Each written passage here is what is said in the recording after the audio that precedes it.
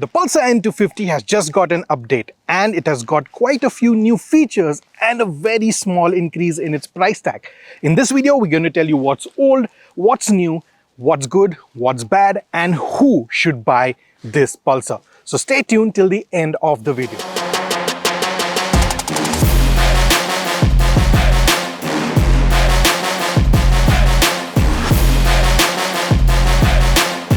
Firstly, let's start with what's old. You get the same old headlamp cluster, the same turn indicators, the mirrors have been retained. The overall chassis, the dimensions, almost all of the components of the motorcycle remain the same. And the same goes for the engine as well. The 249cc engine produces 24.5 PS of power at 8,750 RPM and 21.5 Newton meters of torque. In terms of dimensions, you still have a 1,342 mm of wheelbase and 165 mm of ground clearance. The fuel tank capacity also remains the same at 14 liters. You get the same 300 mm front disc and 230 mm rear discs. So overall, you will see that Bajaj has retained quite a few components with this motorcycle. And now let's check out what's new on this bike.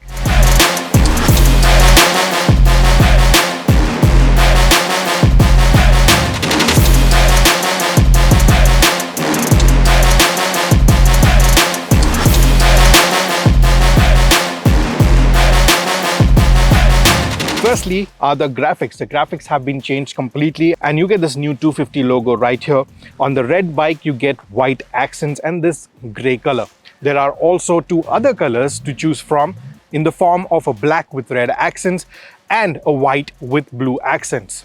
The front shocks also get a new champagne gold color. The champagne gold color is available only with the red and white motorcycle. On the black colored motorcycle, the forks are black in color. Besides that, the front tire is now bigger. You have the same 17-inch alloys, but you get a 110 section tire at the front. The rear too has seen a bigger tire. You get a 140 section tire instead of 130. You will get dual channel ABS as standard. And another introduction that Bajaj has made to the N250 is ABS mode. You get 3 ABS modes: road, rain, and off-road, in which you can switch off the rear ABS and you also get traction control. The instrument console is also new and let's check out what's new there. You get a new instrument console with this new animation and it's a negative LCD display. You get the fuel gauge right here, tachometer, the gear position indicator, speedometer, odometer, the ABS modes, and you have a multi-view screen right here. Now this also gets Bluetooth connectivity, so you can accept calls, reject calls, you can see who's calling you, and you also get turn-by-turn navigation paired with Bajaj's app. Now if I switch on the ignition, you will see all the telltale lights coming up. Right here you can see the instant fuel efficiency and the average fuel efficiency. Besides that, you have the trip meters right here. You also get this multifunction button to change the menus, and while you're riding, you can use this button to switch between the ABS modes. But one thing to remember, when you're switching the ABS modes, you need to close the throttle fully and then double tap this button and switch the ABS modes. The USB charger too has been conveniently placed and very easily accessible with this nice lid.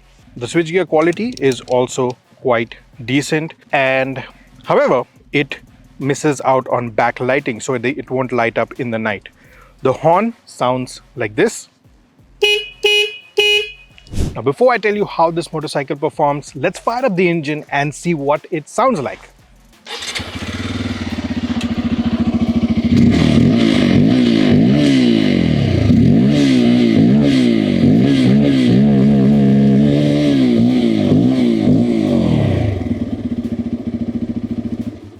So that was the exhaust note of the Pulsar N250. Let us know in the comments, what do you think about it? It's quite bassy, quite throaty, and when you're riding on the road also, it sounds really, really good. Now the Pulsar N250 comes with a side stand and a main stand as well. And even for shorter riders, it's going to be very easy to swing a leg on the motorcycle and sit on it.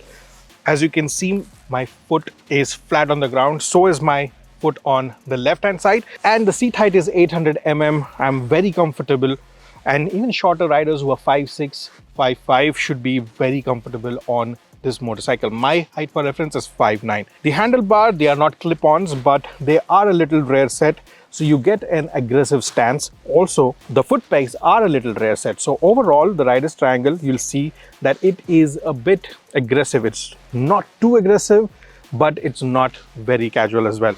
So I would put it as it's a very good balance between comfort and sportiness. And even in the city, when you're riding between traffic, you're going to be really comfortable on this motorcycle. Now, I rode the motorcycle for quite some time in the city and out on the highway, and there's not a lot of difference in how this motorcycle performs or handles. It is the same engine, the same power output, there's no tuning change.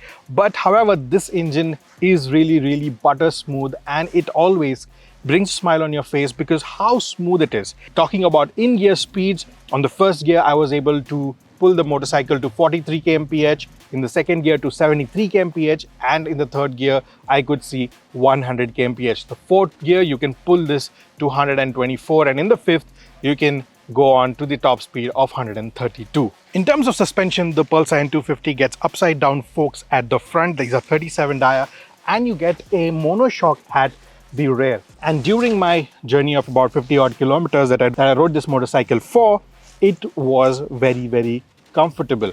I went over a few bumps and some rough road also, and overall the ride was very comfortable. I did not feel any jerks, any bumps on my back as well as on the handlebar.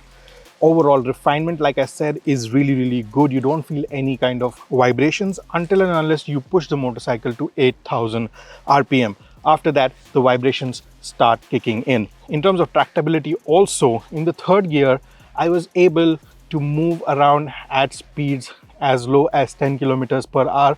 And on the fourth gear, I was able to pick up speed from 30 kilometers per hour. So overall, the tractability is really good, and in city you will be able to ride this motorcycle very comfortably. The clutch is also very light, the gear shifts are smooth, and you also get slip and assist clutch. So if you want to switch gears on the fly without the clutch, you can do that as well. The motorcycle retains the same 14-liter fuel tank. However, the weight has gone up by 2 kgs. However, that has not made a lot of difference in the fuel efficiency numbers. We were able to get around 43 to 44 kilometers per liter. I was comfortably able to get 43 to 44 kmpl on my ride that I just did. So in the city, you should comfortably get above 40 kmpl. On the highways, that number might touch 50 as well, and that depends on how you ride. While we are at the fuel efficiency, what I did miss on this motorcycle was the 6th gear. Now, if this engine is really capable, it's one of the most powerful engines in the segment, and if it had that extra 6th gear, cruising on this motorcycle would have been much more effortless, and it would also increase the fuel efficiency numbers. So Bajaj, if you're watching this video, in the next update, please, if you can give us that 6th gear, it will be really awesome. It will make this motorcycle much more refined and much more capable of doing long distance tours. Now, at the start of the video, I told you that the price increase is very minimal, and the price has increased by only about 830 rupees. This now retails at 1,50,829 rupees ex-showroom, making it one of the most affordable motorcycles in the segment. Just to give you an example, the difference between this and the Suzuki Gixxer, which is also a 250cc motorcycle, the gap is approximately 30,000 rupees. And for the price that it's demanding, the Pulsar N250 is loaded with features. It now gets ABS modes, it now gets traction control, it gets Bluetooth connectivity and turn-by-turn navigation as well.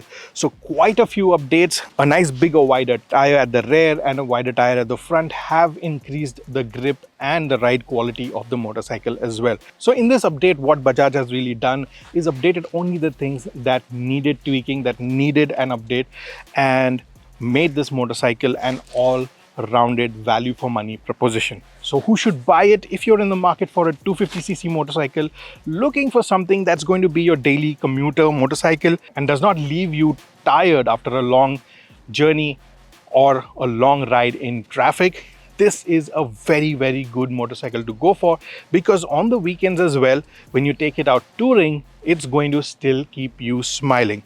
Also, the fuel economy is decent. It now gets ABS modes, which has increased its capability when you're riding off the road or when you're riding in wet conditions. Now, besides this, in the market, you have the Hornet, the Apache RTR 200. You also have the Yamaha MT-15, which are more or less in the same price category, but they are less powerful motorcycles. The only motorcycle that is more powerful than the N250 is the Suzuki Gixxer 250, which produces 26.5 PS of power and 22.2 Newton meters of torque. However, it misses out on some features like traction control, slipper clutch, ABS modes, and it does not also get the call accept and reject feature that the N250 gets. And it is 30,000 more expensive than the Pulsar N250.